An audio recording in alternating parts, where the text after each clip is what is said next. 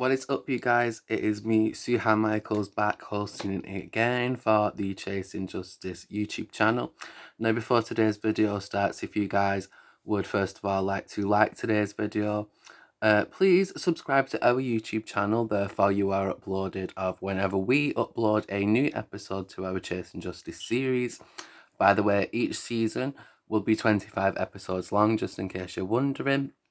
So if you would like to like today's video, subscribe, comment if you want to, and, just enjoy today's video. Let's get with the vibe. Even though it is a serious topic, let's just enjoy today's video. And I also want to say to you guys, thank you so much for the support and the positive feedback I had on my last video. I know I spoke a lot, so I can promise you that this part is not going to be as long. So we don't need to worry about that. So without any further ado, ladies and gentlemen, welcome back to Chasing Justice Season 1, Episode 2, Part 2, The Case of Robert William Fisher. So before we get into things, I just want to give you guys a really brief synopsis of what we spoke about in Part 1, in case you didn't watch Part 1 or you chose not to because it was a little bit too long, I understand. So in case you missed all of that, let me break it down for you really, really quickly. The location of the Fisher family murders was in Phoenix, Arizona, which is located in the USA, specifically a town called Scottsdale. And it was the murders of the Fisher family, which consisted of 3 relatives, a wife and 2 children, a wife named Mary, a daughter named Brittany, and a son named Bobby. I apologise for the stutter. So what really brought a lot of attention to this crime was the fact that the house was actually burned down and was also the place of a gas explosion. So Robert Fisher, what he had done after he had made sure that his family was deceased, he decided that he was going to pour gasoline down the hallways of the home, leave a lit candle in one of the hallways, and also cut or break the gas pipe. I'm not sure which one he did. And it was, like I said in the last video, it was a catch-22 situation. If the house didn't catch on fire, the house would most definitely explode because there is a lit candle there and the gas and the fumes are coming and eventually they're going to catch onto the candle.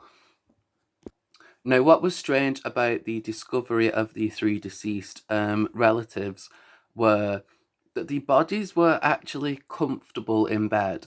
And I say comfortable in quotation marks because, as I explained in Part 1, you aren't going to fall asleep comfortably if your house is either on fire or there is a gas explosion. So it's highly, highly likely, if not completely true, that the family were murdered prior to the setting of the fire or the cutting of the gas pipe. However, what began to strike the relatives and the people of Scottsdale as weird was Robert Fisher was missing. However, he was not being considered a suspect. And at first he was thought to have been probably a kidnap victim, perhaps somebody that was terrified of seeing their family be murdered and they've run away, or somebody that maybe he was injured in the attack and he has temporary memory loss, or maybe, there's a bunch of different reasons they didn't want to suspect him of being a suspect. He didn't fit the mold. He was a church-going, well-liked, very friendly man, although described as sometimes very controlling and narcissistic. Not only that, he was just your everyday family, typical, stereotypical American family dad. So there was no real reason to, I guess, initially suspect him. But what is weird is, in most murder cases like that, where it's 3 people that are related and it is a mother, a daughter, and a son, you would, I would think, in my opinion, that you would look at the husband a lot sooner than they did in this case. It was only 12 hours after the discovery of the murders of the Fisher family and the house fire and the gas explosion, collectively, 12 hours after that, that is when the police and investigating services finally did announce that Robert William Fisher was considered a suspect, which meant Robert Fisher was going to have a 12-hour head start. So he could be practically anywhere. He could basically, pretty much, probably, although not definitely, but he could possibly be out of the country by that point. He had a 12-hour head start. And what kind of infuriated me or irritated me with this case was I would have looked at, if I was investigating this case, not that I'm a professional or anything, but just from person to person, if I was investigating this case and it was three people and it was they were a family, they were close, I would definitely consider the one person that was missing, the husband, and I wouldn't have considered him 12 hours later. I would have considered him almost immediately. I don't know. Let me know if you guys agree or disagree. What's your thoughts and opinions on that particular point? Later that night, Robert was caught on CCTV after the murders trying to withdraw money, but the daily amount that he was able to withdraw was $280. Therefore, he couldn't really withdraw a lot. Maximum limit was $280. And I do have a picture of that, which I will show you guys right now, just as a refresher of a reference from part one. Or if you didn't watch part one, here is the picture. This is the picture right here, and this is Robert and the family SUV that was missing also at the time. Robert's wearing a cap, and this is exactly when he was trying to withdraw the $280. I think that he didn't know that there was a daily maximum withdrawal amount. It's a possibility. It just, like I said in part one, it depends what bank you're with and what card holder you are. So, some banks allow you to take out different kinds of amounts daily. I don't know, that's a discussion as well. Do your banks allow you guys to take out a certain amount or not? Feel free to let me know. Also, Robert William Fisher, seen here, this was actually the last time that Robert was seen. He's not been seen since then, which was almost, gosh, a long time ago. I'll tell you exact numbers a little later on in the video, but a long time. So missing from the Fisher home was obviously Robert William Fisher, the family SUV, a gun, a knife, let me check my notes, Robert's clothing, and like I said, the family dog. So again, that would be a little bit suspicious to me, if not incredibly suspicious. It would definitely ring a red bell, is what I'm trying to say. It would make a red flag pop up in my mind because, okay, he's missing. That's, it leaves an open possibility of, okay, he could be that kidnap victim. He could have run off because he was scared. He could be being forced to do something. They could have taken him and forced him to go and do something like get more money. But what kind of cuts down a lot of those theories is the fact that Robert, his entire clothes were missing, the family car was missing, just unusual things that were missing, but that were very directly personal to Robert himself. So his clothing, the guns, the knife, his clothing, cash, the SUV, which happened to be Murray's car. Also around this time, the fire was actually deemed to be a deliberate fire caused by an accelerant that had been believed to have been poured down the hallways, as I mentioned prior. The Fisher murders were actually beginning to attract a whole lot of media attention, a significant amount of media attention. So reporters were there's a lot of live footage of the day after. You guys can find that on YouTube. If I can find some, I'll link it down below. I will also again link down below the 2011 Where Is Robert William Fisher documentary in case you guys are interested. It's a very good watch. Also, inevitably, it wasn't just the house fire, it was also the gas explosion as well. So, one way or another, the house was gonna either burn down or explode, blow into pieces. The point was, Robert was trying to conceal evidence, permanently get rid of evidence, and also buy himself some time. If the police and investigating services, ambulance, people like that, are now looking at this house fire and gas explosion, it could possibly throw them off and make them think, well, we need to deal with this situation and Robert is going to be a second priority because, like I mentioned before, they didn't treat him as a suspect at this point. In my opinion, the house fire and the gas explosion were 100% premeditated, but I don't know, it's an open-ended question to you guys. What do you think was the cause of Robert's brutal and, like I said, life-changing, like I said in part one, like I said, the life-changing events that he chose to do? I personally think it was far too premeditated to be something different or something other than just a mental illness or somebody snapping. There was definitely more to it in my opinion, but let me know down below. At 10 p.m. on the night of the murders, it was reported that the neighbours had heard Robert and Mary viciously arguing, and it was allegedly reported that Mary had stated she wanted to divorce Robert. And this was one of Robert's biggest fears because in Robert's background, one of the most triggering and traumatic events for him as a person and throughout his life was when his mother and father got divorced. I believe when he was, I want to say between 13, 15. But yeah, that was pretty traumatizing for Robert. And the last thing Robert wanted to do was have a divorce. Now, let's not forget, if you guys watched part one, which I'll link down below if you didn't, we discussed Robert's personality. He was, on the outside to other people, he was very, the typical, stereotypical, friendly, fun, church-going, family-orientated American man in stereotypical terms.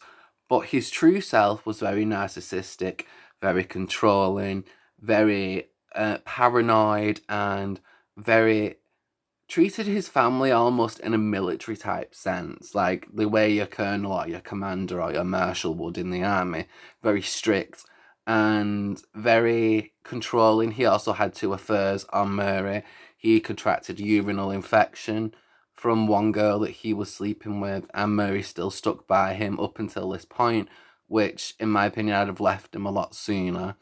But not everybody's like that. Some people do believe in change, and you've got to take into the consideration that they have family too. They might want to keep that family bond and connection and family life for the sake of the children. There's plenty of reasons we could dive into. So much for a short, brief synopsis, I know, but it's worth it. I like to just give you guys a lot of information, so then, accurate information too, because like I said, I studied this for 8.5 months, and I've broken it down into literally 15 slides on a PowerPoint app. So I'm giving you the facts that I think are important. At 10:42 p.m, this is actually when the photo here of Robert at the cash machine captured via CCTV, and he was trying to withdraw, obviously, money. And again, I don't think he realised that, to be honest. Like, that's just my opinion, but honestly, I really don't think he noticed, because I didn't realise that, If you watch part one, I discussed my NatWest thing. I don't think that he have known, because I didn't know, you know what I mean? But again, let me know. And after 10:42 p.m. to present day, Robert Fisher was never seen again, or at least a 100% confirmed sighting. At this point, Robert was considered a suspect, finally, 12 hours ahead, which again, I think they would have and should have worked that out a lot sooner, but I don't know. That's one of my questions, but we'll get into that later on. Yes, and the police decided to upgrade they decided they have enough evidence, they had enough to work with to upgrade the investigation to a triple homicide. I don't know why I went blank then, but I did. And Robert Fisher has been on the run for 19 years collectively. And I believe he's been on the FBI's most wanted list for 16 years, if I remember correctly. So the murders occurred on April the 10th, 2001, and Robert Fisher, the night before on April the 9th, was actually reportedly seen by witnesses acting very strange at Brittany's event. It was an event where she was going to accept some kind of certificate, and Robert was acting very fidgety, very nervous, very paranoid, according to witnesses, allegedly, and he made Brittany leave early. She couldn't even get her certificate because Robert wanted to go. On April the 20th, 2001 is actually when the family SUV was discovered in the national park, and was discovered after they were tipped off by a camper.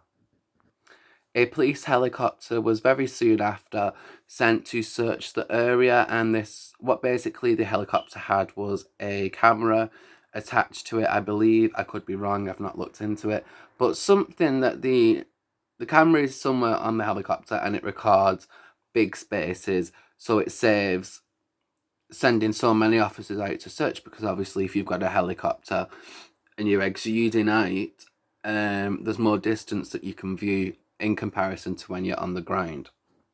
Which is what they did, and they also sent out people to search on foot. So police officers, investigating services, people from the fire department. A lot of people got involved in searching this national park because it was so big. There was a lot of area to cover. Also, the family dog Blue was found as well, but there was no sign of Robert Fisher. And what Robert did next was actually quite disgusting. He decided to defecate next to the car, which was Mary's, which is just disgusting, and is also kind of like, again, disrespectful to Mary. Like, not only am I going to kill you, kill your children, steal your car, burn your house down, I'm now going to defecate next to your car and just leave it there like it's nothing. This car was in fact confirmed to be Mary's missing car, Mary's missing SUV. It was 100% confirmed, and they began to search the national parks for Robert. They checked tunnels, they checked trees, they checked areas that were not so visible. There was, like I said, a huge radius to cover, a huge perimeter to cover. It's oh shit, just nearly dropped the camera. It's a huge area, a big national park with miles and miles and miles and miles of forest.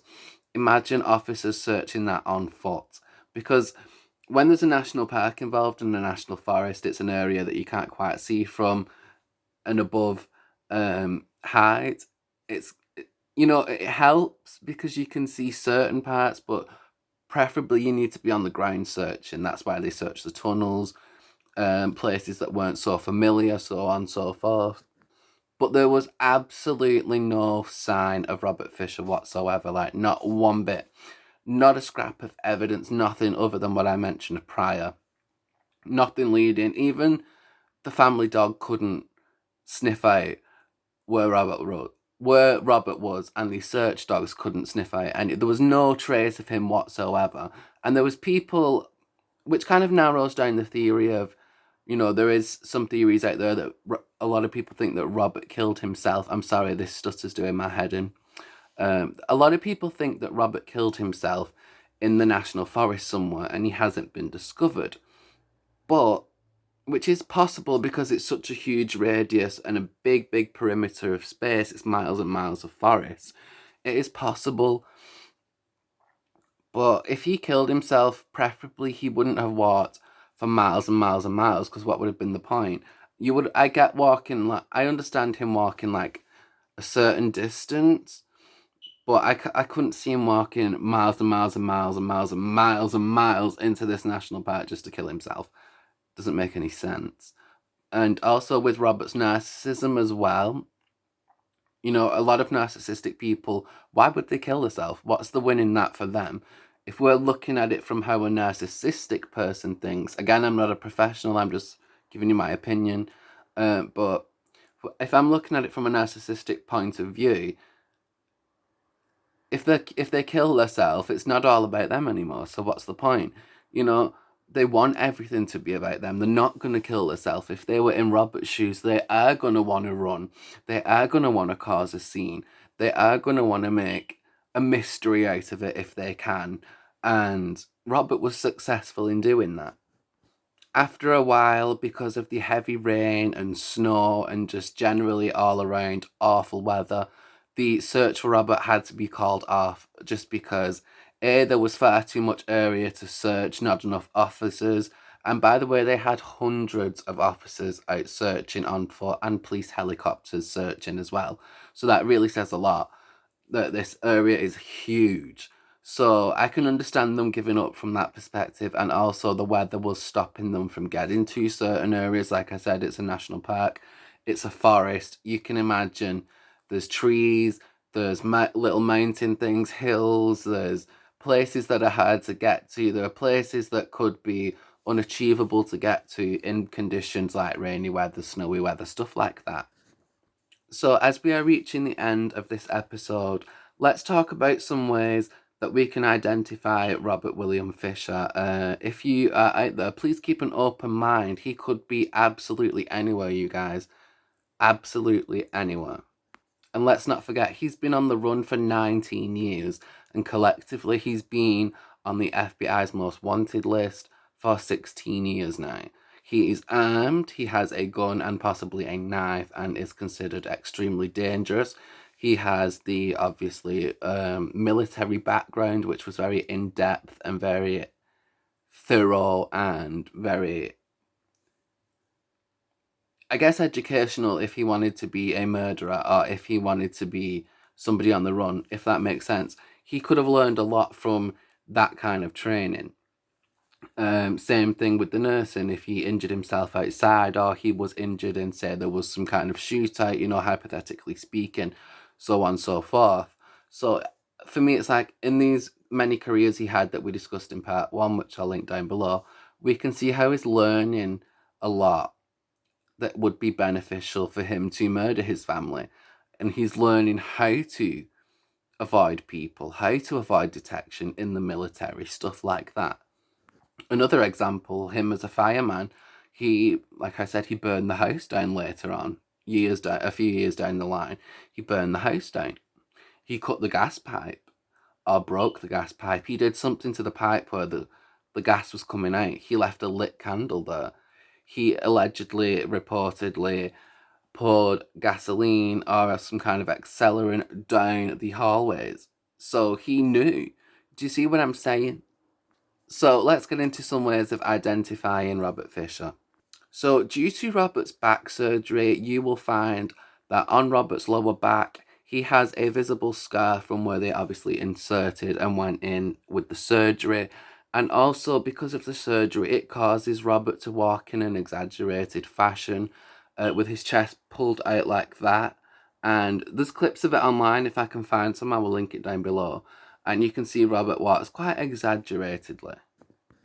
He also has a gold tooth up in his left upper bicuspid tooth, but some sources have said, and police have said as well, that this could have changed. He could have took it out.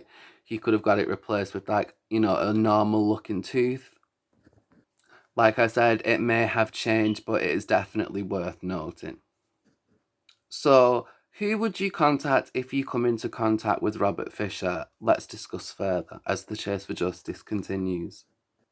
Firstly, there is a $100,000 reward for anybody that has any information that will lead to the arrest or capture of Robert William Fisher. Again, the FBI would like to stress that Robert Fisher is considered armed and extremely dangerous.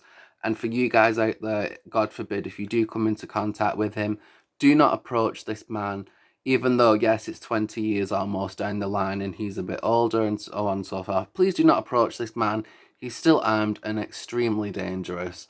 If you see him, please immediately report him to the following people for your own safety and for the safety of other people.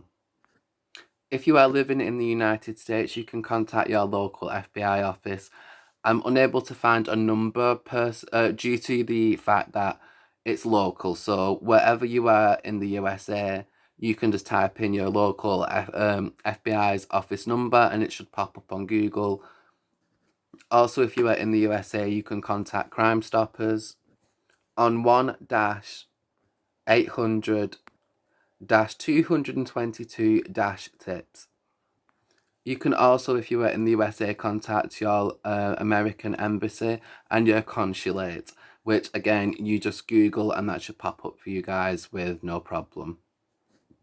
If you are in the United Kingdom, you can contact Crime Stoppers UK at 0800 555 111. You can also visit the Crime Stoppers website where you can report anonymously I will have that linked down below. It's crimestoppers-uk.org, but I will have it linked in the description box down below as well. Also, if you are living in the UK, you can contact your non-emergency police line, which is 101. And finally, if you do happen to come into physical contact with Robert Fisher, or you are 1000% confident that you are looking at Robert Fisher, please contact the emergency police line, which is 999 in the UK and is 911 in America. And again, you guys, please, please, please do not approach this man. Even though, yes, he's in his 60s now, he's still considered very much armed and dangerous and might possibly take your life. Okay, so be careful. And ladies and gentlemen, the chase for justice still continues on this case, and I hope that one day we do actually get Robert in custody and incarcerated and locked up for life, or the death penalty. Because to do that to your own family, I don't feel remorse, and I don't feel like you should be given the right to live if you are going to butcher your whole family like that and leave them to die. But as always, you guys can let me know what you think about this case overall. So let me just conclude really quick. I have some questions, only two, that I want to put out to you guys and get your guys' feedback on in regards to this case. So let me get into it. My first question, I'm reading off my notes, by the way. My first question is, why was Robert Fisher not considered a suspect right from the very start of this? Because to me, it's blatantly obvious, like I said prior and like I've said in part one. I would have definitely considered, given the circumstances and what had gone on and what they discovered the next day when they were able to put the fire out, I would most definitely say that he would have, could have, and should have been considered a suspect. Definitely. So I would like to know why.